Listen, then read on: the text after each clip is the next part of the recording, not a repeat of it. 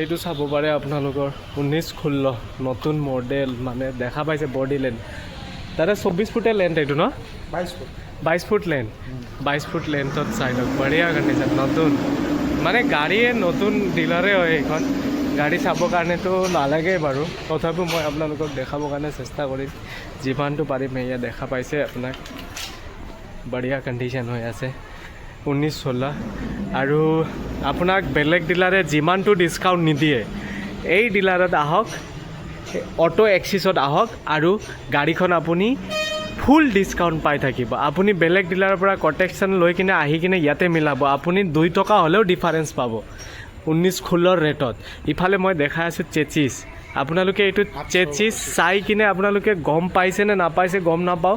কিন্তু মই আপোনালোকক ক'ব বিচাৰোঁ 812 চেচিছ হয় দেখা পাইছেনে নতুনকৈ আহিছে অটো এক্সিছত